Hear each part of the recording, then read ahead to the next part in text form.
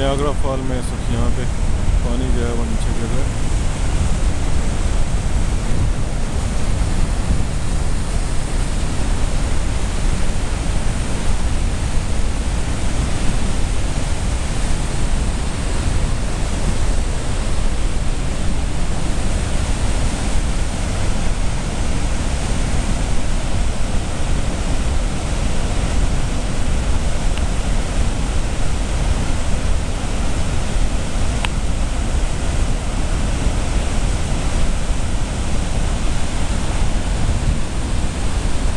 सामने आपको कनाडा नज़र आ रहा है पानी की दूसरी तरफ।